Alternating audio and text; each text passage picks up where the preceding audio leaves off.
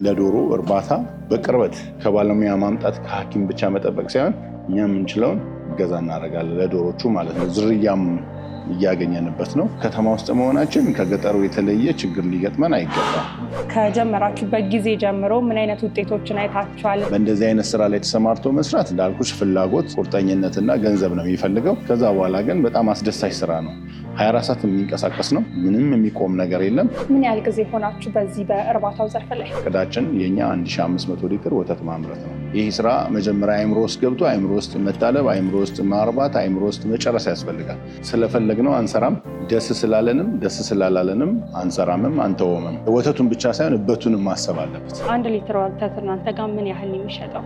ላሞች ሁልጊዜ 70% ወጪ ናቸው። በትዕግስት ከሰሩ ከ100 መድረስ ይቻላል። ይሄ ለ7 ዓመት ነው የሚዘራው። አንዴ ከተዘራ በኋላ በየ21 ቀኑ አርቨስ እየተደረገ በቾፐር ማሽን እየተፈጨ የሚሰጣቸው ነው። የሚሰራው ሰው ጥያቄ ምንድነው? ችግር ነው። ስለዚህ ችግር ነው ያለው፣ እዚህም ችግር ነው ያለው። ችግር ላይ ቆመን ችግርን ጎን ለጎን ከምንወስደው ችግርን ገፍተን የምንጥለው በስራ ብቻ ነው። ገበሬ መሆን ራሱ ስድብ ነበር ድሮ። ዛሬ ግን ሁሉ ነገር ያለው ገበሬ እጅ ነው። ወጣቱ የሚንቀው ሳይሆን የሚያደንቀው መሆን አለበት።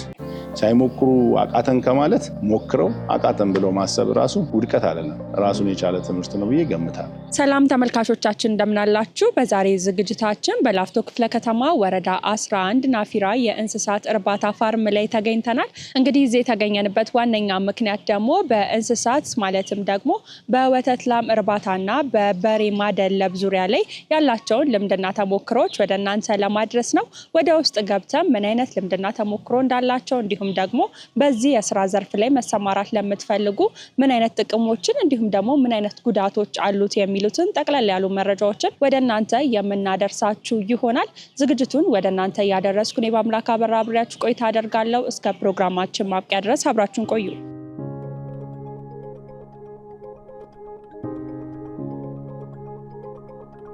ጤና ይስጥልን። እንደምን አለሽ? እግዚአብሔር ይመስገን። ሰላም ነው አለን። እግዚአብሔር ይመስገን አለን። ከብዙ ጊዜያቶች በኋላ ነው የተገናኘ ነው። እንግዲህ ከዚህ በፊት ናፊራ የከብትና የዶሮ እርባታ ጋር መተን የተለያዩ ኢንፎርሜሽኖችን ለተመልካች አድርሰን ነበረ። ዛሬ ደግሞ እጃችሁ ከምን ምን ላይ ደርሳችኋል የሚለውን ለተመልካች ለማድረስ ነው የመጣ ነው። እስቲ እንተዋወቅና ስለ ዛሬ ጉዳይ ደግሞ እንገባለን። መልካም። ያው እንኳን ደህና መጣችሁ። አበራ በየነ እባላለሁ። ንፋስ ስልክ ላፍቶ ክፍለ ከተማ ወረዳ 11 ልዩ ስሙ ማንጎ የሚባል አካባቢ ላይ ያለ እርባታ ላይ ነው የመጣችሁት። ናፊራ እንግዲህ ያው ከመጣችሁ ጊዜ በኋላ ያለው ለውጥና ከመጣችሁ በፊት ያለውን ነገር ያው በደንብ ይታወቃል። ትንሽ ጊዜ ወስዷል። በዛ ጊዜ ውስጥ ብዙ ነገሮች ተቀይረዋል። እግዚአብሔር ይመስገን። ውስጥ ያለውንም ነገር ለማወቅ ትንሽ ለመወያየትም ወደ ቢሮ እንግባና እናገራለን። ጥሩ። እሺ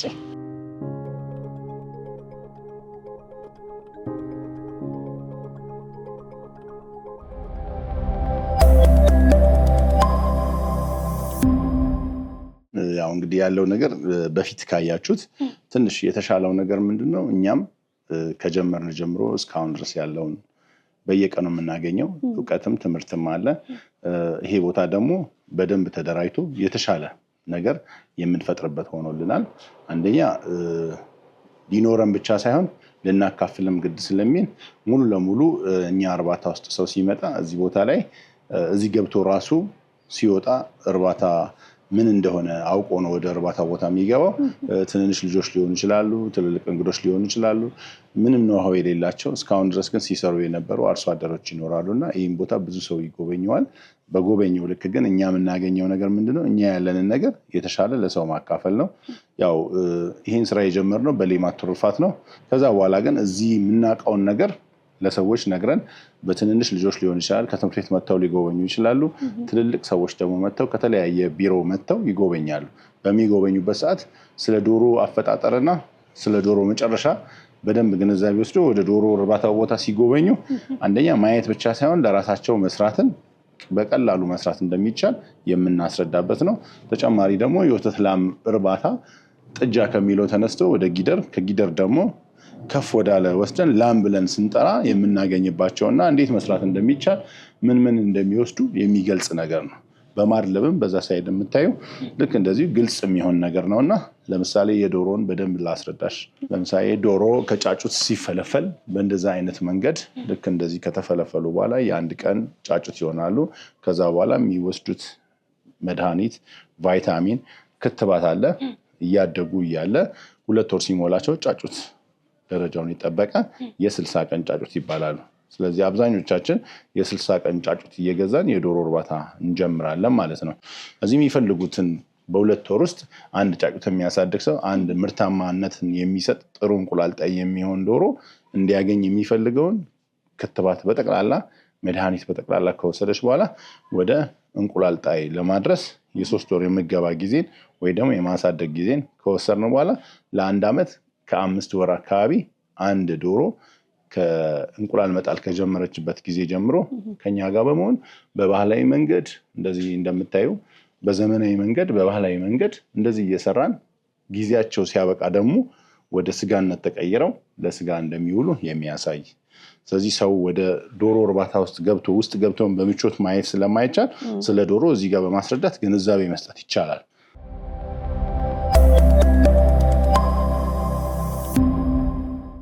ቀጥሎ ያው ጥጃ ሲወለድ ወንድም ይሁን ኮርማም ይሁን ጊደርም ትሁን ስትወለድ ያው ጥጃ ተወለደ ነው የሚባለው።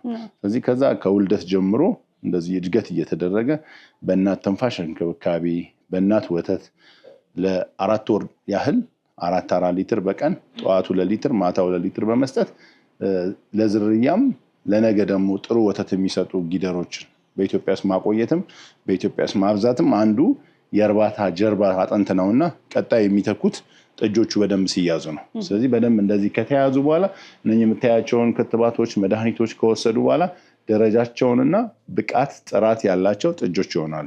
እነሱ ደግሞ እስከ 6-7 ጊዜ እንደገና ጥጃ እንዲሰጡን የምናደርግበት ነውና ምርጥ ዝርያ የምናሳይበት ስለ ላም ኬት ወዴት የሚለው ግንዛቤ የምንሰጥበት ነው። የማድለብም ልክ በዛው ልክ ተጨማሪ ኢመርጀንሲ የሚገጥመን ነገር ካለ ራሳችን ጋር ሐኪም ጠርተን እስከምናሳይ ድረስ የምንጠቀምባቸው መድኃኒቶች ቫይታሚኖች ናቸው። እነኚህ የዶሮም ቫይታሚኖች አሉን።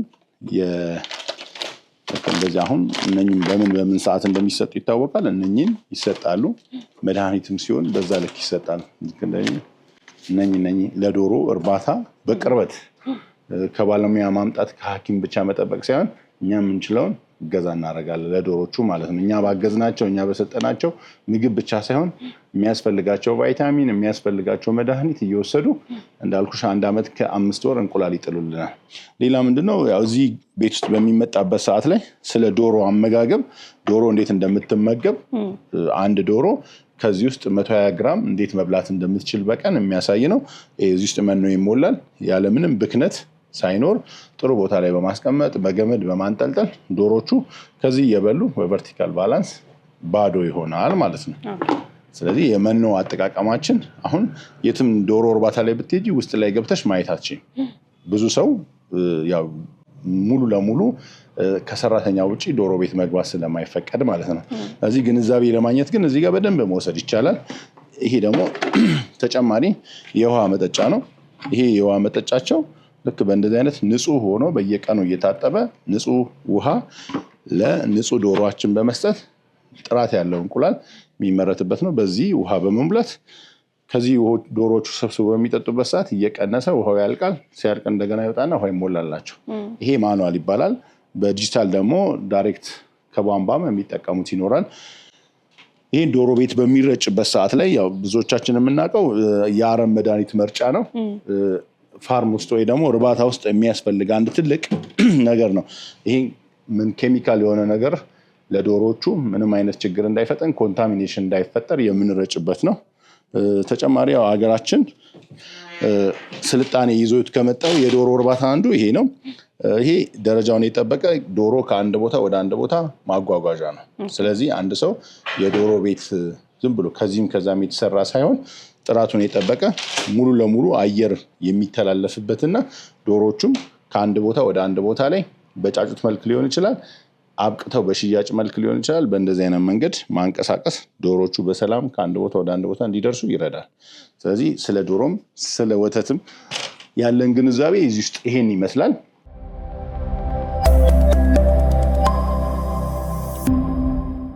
እዚህ ስልጠና በሚሰጥበት ሌላ ምንድነው ሞጁሌተሮች አሉን።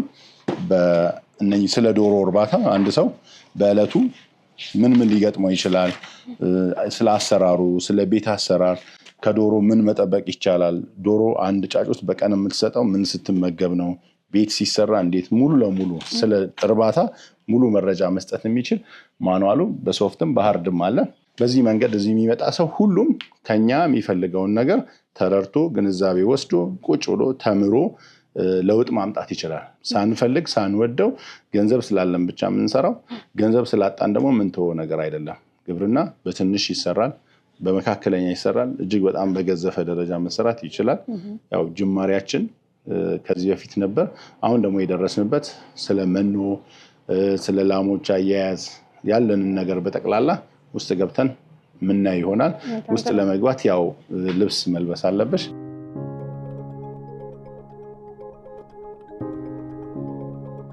አንድም ለላሞቹ ለጥንቃቄ እንዲረዳ ነው። አንድም ያንቺ ልብስ እንዳይቆሽሽ ይሆናል። ሁለትም ደግሞ የለበሽው ነገር ንጹህ ባይሆን ያን ነገር ሽፋን ይሰጣል ማለት ነው። ለኮንታሚኔሽን አይጋለጥም። በጣም ጥሩ። ስለዚህ ወደ ከብት እርባታው እንሂድና ደግሞ ምን ላይ እንዳለ እንዲሁም ደግሞ ስለመኖ አዲስ ነገር መኖ ነው እያልከኝ ስለነበረ ስለሱም ጠቅላላ ያሉ መረጃዎችን ደግሞ ለተመልካች እናደርሳለን። መልካም።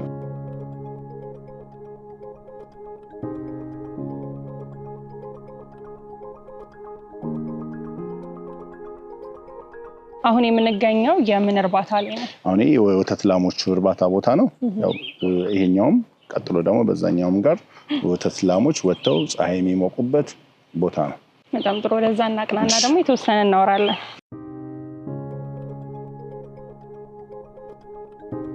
አንዱ የላሞች ቤታችን ቦታ ጋር እየሄድን ነው። ያው ይሄ ደጅ ላይ እንደምታየው ንጹህ ነው ቦታቸው።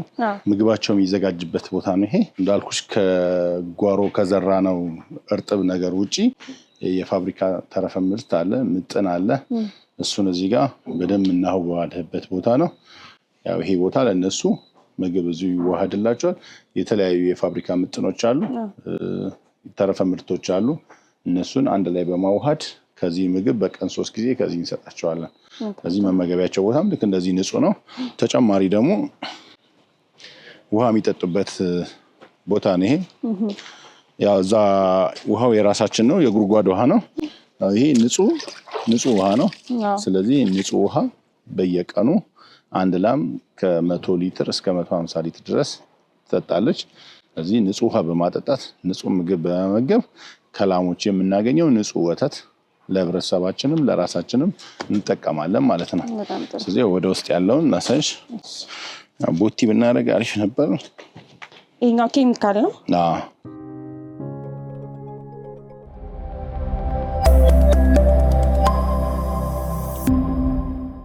አሁን እንግዲህ የምንገኘው የወተት ላም የሚገኙበት ፋርም ውስጥ ነው እና ምን ያህል ከብቶች አሉ እንዲሁም ደግሞ እንዴት ነው እንክብካቤ የምታደርጉላቸው የሚለውን እና አጠቃላይ ስለ ስርዓቱ እዚህ ስላለው ነገር እስቲ ያስረዳል።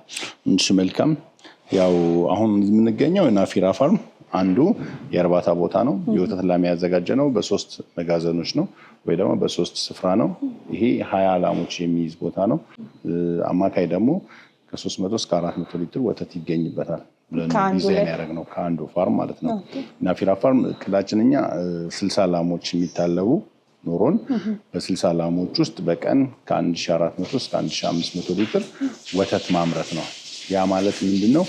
ሙሉውን በደንብ ስራው ራሱ አንደኛ የአዋጭነትም፣ ሁለተኛ ደግሞ የተሻለ ጊዜንም ቆጥበን በደንብ የወተት ምርት ማግኘት አለብን የሚል እሳቤ አለን። ስለዚህ በደንብ ጥሩ ዝርያ ይዘን የተሻለ ወተት እያመረትን እንገኛለን። ከባለፈው የተለየ ነገር ምንድነው? አሁን የተቀናጀ በደንብ ጥሩ ሊትር የሚሰጡ ላሞች አሉ። እነኚህ ላሞች በደንብ በመመገብ ንጹህ ውሃ በማጠጣት እንደምታየው ቤታቸውን አየር ሰርኩሌት እንዲያደርግ ምቹ፣ ያው ለሰው የሚያስፈልገው ሁሉ ነገር ለነሱ ተደርጎላቸው ንጹህ ወተት እያገኘ እንገኛለን። ከዛ ባሻገር ዝርያም እያገኘንበት ነው።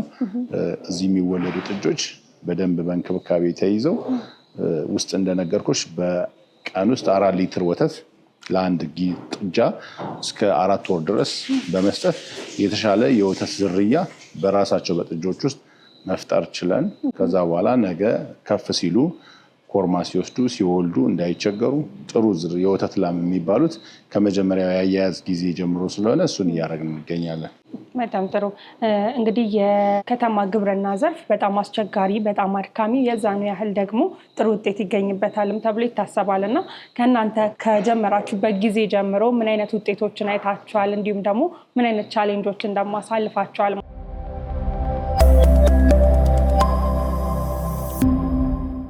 መልካም። የከተማ ግብርና ያው ከተማ ውስጥ በመሆኑ መጠን ትንሽ ሊያስቸግር ይችላል። የኛ ግን ከተማ ውስጥም ቢሆን እኛ ደግሞ ያለንን ቦታ ሙሉ ያለው በእጽዋት ቢሆነው በእጽዋት በመጠቀም የጓሮ አትክልት የሆነው በጓሮ አትክልት ለመጠቀም መኗቸውን ትልቁ ጥያቄ ያው የመኖ ነው እና መኗቸውን በደንብ በአግባቡ የሆነውን ፐርሰንት ያን ለመሸፈን ጥረት እያደረግን ያለ ነው።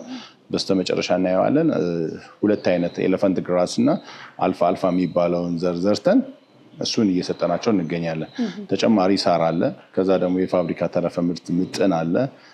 በፋብሪካ ደረጃ ሱፐር ተብሎ የሚመረት አለ። እነኝን ሁሉ ግብአት በመስጠት አንደኛ እነሱም ራሳቸውን የሚጠብቁበት ወተት የሚያመርቱበት፣ ከዛ ቀጥሎ ደግሞ ቀጣይ እርጉዝ ሲሆኑ ደግሞ ለጥጃም የሚሰጡትን የቦዲ ፍጆታቸውን ወይ ደግሞ የእነሱን ፍጆታ በትክክል አስተካክለን እየሰራ እንገኛለን። ያው ከተማ ውስጥ መሆናችን ከገጠሩ የተለየ ችግር ሊገጥመን አይገባም። የራሳችን መፍትሄ እየፈጠርን መሄድ አለብን። ተጨማሪ ከነሱ የሚወጣው ተረፈ ምርት አለ። እሱን ተረፈ ምርት በመጠፍጠፍ ኩበት እየሸጥን እንገኛለን። እንደዚህ አይነት ነገር እያደረግን ኮምፖስት እየሰራንበት ለራሳችን የጓሮ አትክልት እንጠቀምበታለን። ስለዚህ ከተማ ውስጥም ብንሆን ገጠርም ብንሆን ቻሌንጁ አለ። ለቻሌንጁ ግን ወይ ደግሞ ለችግሩ ግን ሁልጊዜ መፍትሄ አዘል ነገሮችን እየፈጠሩ ችግር ሳያቆመን የተሻለ ነገር ሰርተን ይሄን ዘርፍ ማምረት፣ ይሄን ዘርፍ ላይ መሰማራት፣ ይሄን ዘርፍ ላይ መስራት ራሱ አስደሳች ነው። የቦታው ሁኔታ፣ የላሞቹ እንቅስቃሴያቸው ራሱን ችሎ ደስታ ነው የሚሰጠውና በእንደዚህ አይነት ስራ ላይ ተሰማርቶ መስራት እንዳልኩሽ ፍላጎት፣ ቁርጠኝነትና ገንዘብ ነው የሚፈልገው። ከዛ በኋላ ግን በጣም አስደሳች ስራ ነው። 24 ሰዓት የሚንቀሳቀስ ነው። ምንም የሚቆም ነገር የለም። 24 ሰዓት መስራት፣ 24 ሰዓት ተጨማሪ የራስን ጉልበት አውጥቶ ጥሮ ግሮ ለሀገርም ለራስም ጥቅም ማግኘት ነው። ተጨማሪ ደግሞ የስራ እድልን መፍጠር ነው። ምን ያህል ጊዜ ሆናችሁ በዚህ በእርባታው ዘርፍ ላይ?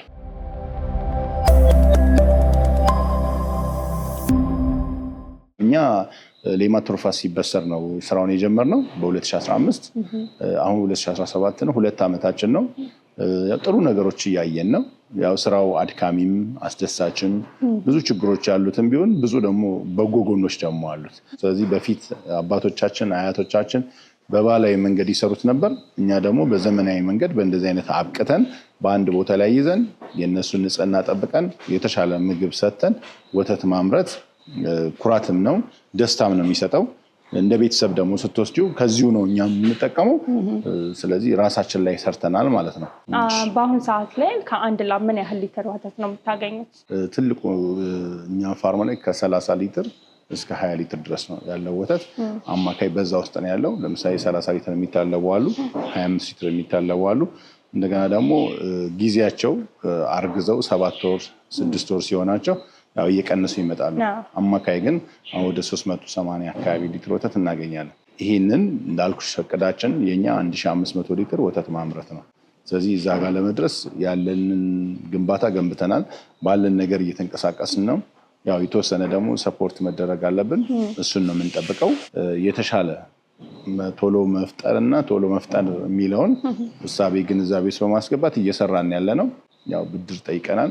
እሱ ቢመቻችልን ሞር ሰፋ ያለ ነገር ማየትም ሰፋ ያለ ነገር መስራትም ለማየትም ያስደስታል፣ ለመስራትም ደግሞ ሰፊ ጥቅም አለው። ስለዚህ የስራ እድልም በዛው ልክ ብዙ የስራ እድል ይሸፍናል። አሁን ያለነው ግን እዚህ ላይ ነው ያለነው። ከጅማሬው ዛሬ የተሻለ ነው። ነገ ደግሞ የተሻለ መልካም እንደሚሆን ተስፋ እናደርጋለን። እየሰራን ያለንበት ሂደት በዚህ ነው። በጣም ጥሩ።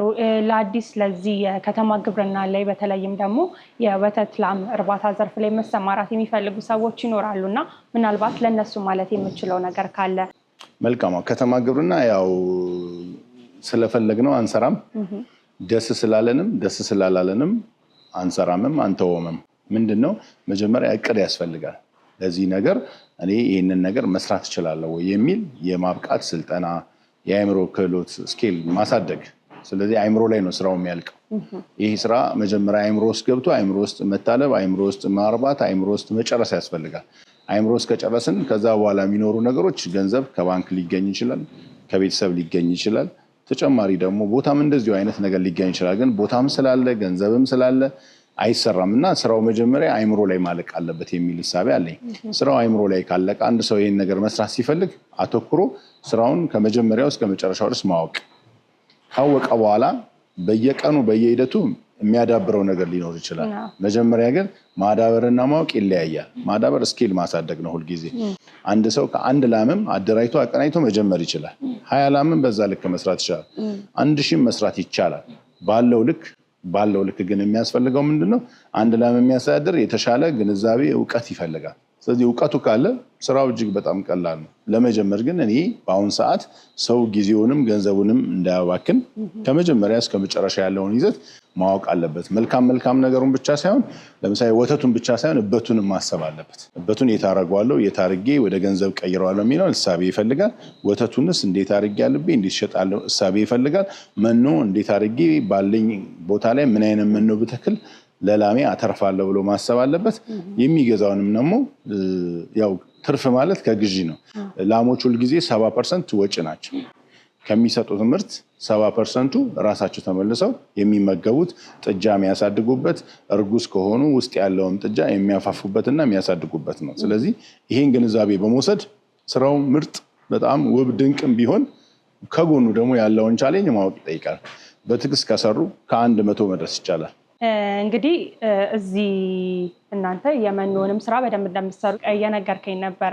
ያው ከሌሎች የመኖ ከፋብሪካ የሚመጡት መኖች በተጨማሪ እዚሁ ጓሮ ውስጥ እየተከልን መስራት የምንችልበት የመኖ ሂደትም አለ እያልከኝ ነበር እና ስለሱ ደግሞ የተወሰነ እንመልከትና እዛ ጋር እናበቃለን። እሺ መልካም፣ ወደሱ እንሄዳለን። ወደሱ ከመሄዳችን በፊት ምንድነው ያነሳው ለምሳሌ አሁን ይሄ ሳር አንዴ በቅሎ ለላሞች የምንሰጥ ነው እና በጓሮ የሚኖረን የደረቅ ሳር ከቤት የሚኖረን ወይ ገዝተን የምናመጣውና በእርጥብ መካከል የሚኖር የላሞች አንደኛ ፕሮቲናቸውን ሃይ ካልሲየም እንዳይጥላቸው ለካልሲየም ለወተቱ ንጽህና እርጥብ ነገር መብላታቸው አስፈላጊነቱ በጣም ብዙ ነው። በዚህ ውስጥ የሚያገኙት ኒውትሪሽን ወደ 7% ነው። በአልፋ ላይ በኤሌፈንት ግራስ ላይ በበቆሎ ላይ ሷሌጅ በሆነ ነገር ላይ ግን የሚያገኙት ሙሉ የተሟላ ነገር ነው። አብረን ሄደን እናያለን። እዛ ያለውን ደግሞ ግንዛቤ ወስደን ተመልካቾች ከዚህ ጥሩ ትምህርት እንዲማሩ ተስፋ እናደርጋለን። በጣም ጥሩ እናቅና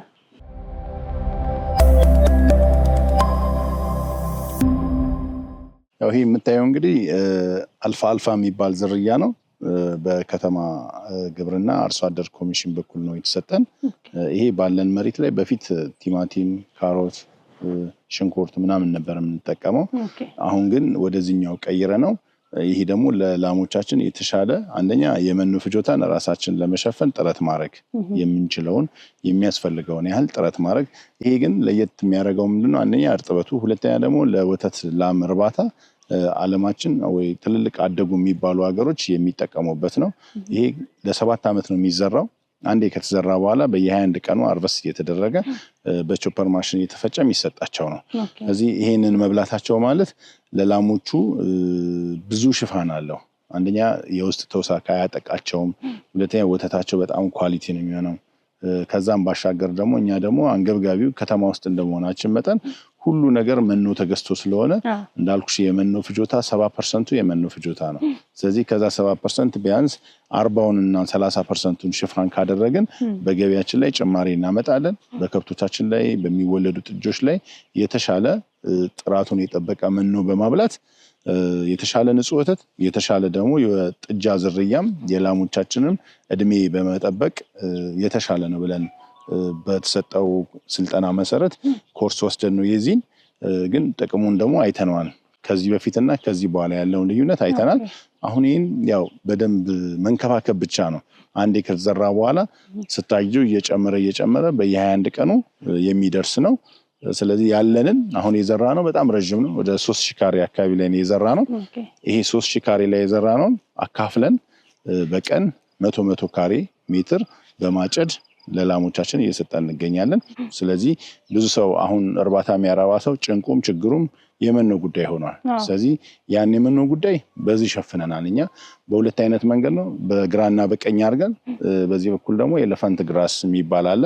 እሱም በእንደዚህ አይነት መንገድ እየታጨደ የሚሰጣቸው ነው። እሱ ደግሞ ሸንኮራ ማለት ነው፣ ለሰው ሸንኮራ ማለት ነው። ይሄን በመመገብ ጥሩ ደረጃ የጠበቀ የከብትንም አቋም የወተትንም ጥራት ያመጣል። ግን ትልቁ ነገር ደግሞ እንዳልኩሽ መኖ ባይኖር የዕለታዊ ችግርን በዚህ መቋቋም ይቻላል የሚል እምነት አለን። በዚህ መሰረት ያው ስራ እድልም ይፈጥራል። ተጨማሪ ይሄን የሚንከባከብ ሰው አለ። ራሱን ችሎ ስራ እድልን ፈጥረን ተጨማሪ መኖ ማግኝተን እየሰራን ነው የምንገኘው። ያው እንግዲህ ባየሹ መንገድ ምንጩ ይሄ ነው። በጣም ጥሩ። ምናልባት ለከብቶች ሲሰጡ ምጣኔ ያስፈልገዋል ወይ? አዎ ይሄ ያው በኬጂ ነው የሚሰጠው። በጣም ኦቨር ከሆነ ያለው ኮንሰንትሬሽን ሃይ ስለሚሆን ጥሩ አይደለም።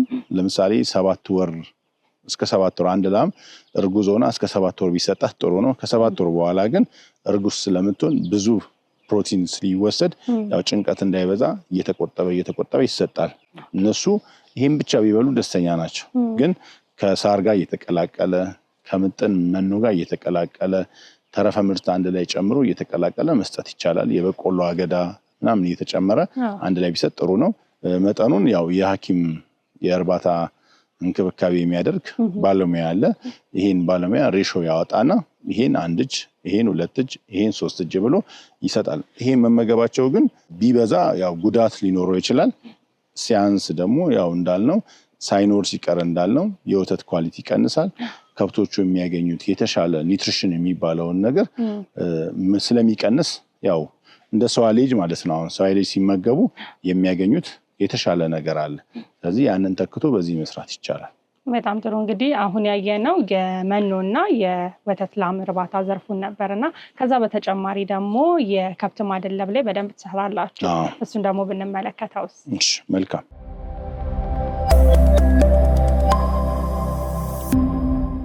ይሄኛው ደግሞ የስጋ ከብቶች የምናደልብበት ነው።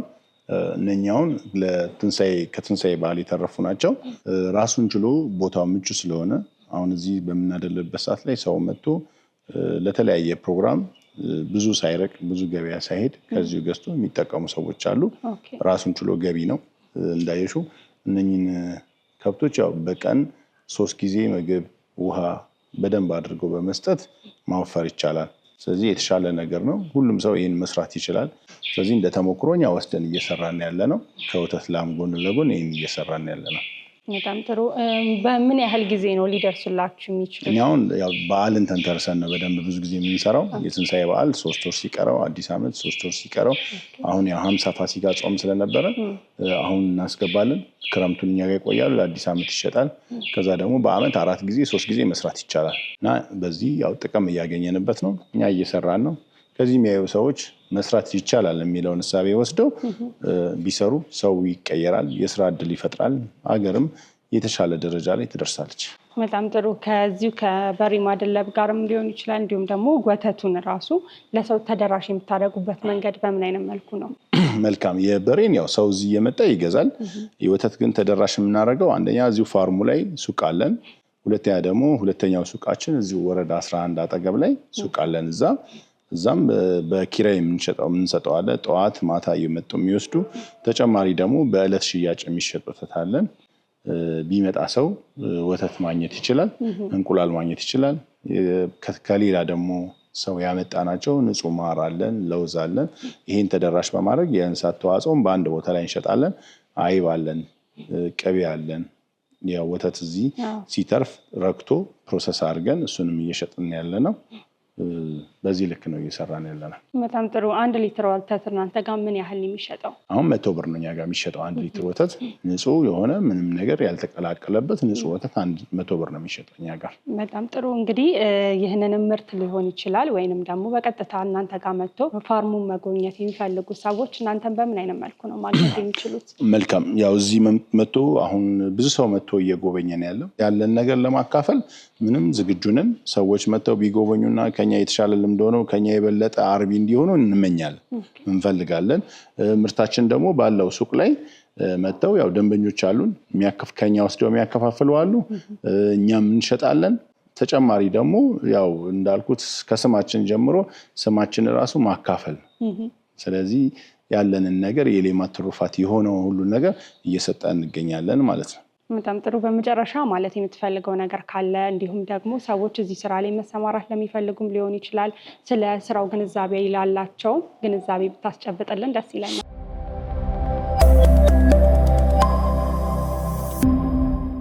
ስራው እንደ ሀገር እኛ የፈጠርነው ሳይሆን እኛ የጀመርነው ነው። እኛ አሁን የአእምሮ ስፋት እንጂ የሌለን የቦታ ጥበት የለንም። እያንዳንዳችን አእምሮአችንን አስፍተን በደንብ ከሚታየው ከሚነበቡ ነገሮች ጋር አታች አድርገን ራሳችንን በምግብ ራስ ለመቻል ቁርጠኝነት ይጠይቃል። እንደ ሀገር ቁርጠኝነት ይጠይቃል። እንደ ሰው ደግሞ ፍላጎትና ቁርጠኝነት ይጠይቃል። ሳንንቅ በሃይላንድ የተተከለ ሰላጣ የሚጠቅም ከሆነ በኬጂ የሚዘጋጅ ዶሮ ደግሞ የበለጠ ለራሳችንም ለአካባቢያችንም ለቤተሰቦቻችንም ለልጆቻችንም ወጪ መቀነስ ይቻላል ማለት ነው። ሁለተኛ ጊዜ ምን ልስራ የሚለውን እሳቤ ይቀንሳሉ። ከዛ ወደ ስራ ሊቀየር ይችላል። በትንሽ የተጀመረ ነገር ራሱ ጡረታ ተብሎ የወጣው ሰው ስራ ቀጣይ እንደገና ደግሞ የራሱን ስራ የሚሰራበትን መንገድ ሊኖር ይችላል እና ስራው እንደ ሀገር ምንም ትኩረት የሚፈልግ እንጂ ምንም የተለየ ሳይንሳዊ ነገር የለውም። እኔ የምለው የሚያስጨንቅ የሚያውክ ነገር አይደለም። የሚፈልገው ምንድነው? ማወቅ፣ ከዛ ያለውን ገንዘብ ከዚህም ከዛም እያደረጉ ያው በአንድ ጊዜ ስኬት ላይ መጣ ይችላል። ከትንሽ ተነስቶ ወደ ስኬት መውጣት ይቻላል። የሚሰራው ሰው ጥያቄ ምንድነው? ችግር ነው። ስለዚህ ችግር ነው ያለው፣ እዚህም ችግር ነው ያለው። ችግር ላይ ቆመን ችግርን ጎን ለጎን ከምንወስደው ችግርን ገፍተን የምንጥለው በስራ ብቻ ነው። ድሮ እንደዚህ አይነት ስራ መስራት የተናቀ ዝቅ ያለ ምናምን ነበር የሚመስለው። ገበሬ መሆን ራሱ ስድብ ነበር ድሮ። አንተ ገበሬ ተብሎ ነበር የሚሰደበው። ዛሬ ግን ሁሉ ነገር ያለው ገበሬ እጅ ነው። ጤፉ ያለው ገበሬ እጅ ነው። ወተቱ ያለው ገበሬ እጅ ነው። እርባታው በሬው ያለው ገበሬ እጅ ነው። ስለዚህ የሚያስከብር ስራ ነው። ሰው ከብዙ ነገሮች ወጥቶ ዝቅ ብሎ በዚህ ስራ ተነስቶ አንቱ የተባሉ ብዙ ሰዎች አሉ። ስለዚህ እኔ አሁን ማስተላልፈው ስፔሻሊ ለወጣቱ ወጣቱ የሚንቀው ሳይሆን የሚያደንቀው መሆን አለበት። ከገጠር መጥቶ ወደዚህ እዚህ መጥተው ሌላ ስራ የሚሰሩ በጣም የሚቸገሩ ሰፋፊ ቦታ ያላቸው ወጣቶች አሉ። ወደ ሀገር ቤት በመመለስ ወደኋላ በመመለስ ሰፊው ቦታ ወዳለበት ቦታ በመመለስ ለምሳሌ ማር ማቀነባበር ቢሰራ፣ ዶሮ እርባታ ቢሰራ፣ የወተት ላም ቢሰራ ዳይሬክት ወተቱ ባይመጣ ቅቤ ተቀይሮ ዛሬ በ1000 ብር በ1200 ብር ነው ቅቤ የሚሸጠው። ይህን ኢኮኖሚ መቀላቀል ነው እንጂ ስለ ኢኮኖሚ መግነን ማውራት ሳይሆን ያ የገነነበት ቦታ ላይ ገንዘብ ካለ ገብቶ መስራት ብቻ ነው። እንደ ሀገር ለውጥ ያመጣል። እንደ ቤተሰብ ደግሞ ዝም ብሎ ከመቆጠርም ስራ ሰርቶ እኮ አለፈ መባልም አንድ ነገር ነው። ለአእምሯችንም ለቤተሰቦቻችንም ለልጆቻችንም የምናወርሰውም የምናተርፈውም የምንነግረውም ነገር ይኖራል። አልጋ በአልጋ ግን አይደለም። ብዙ ቻሌንጅ አለው።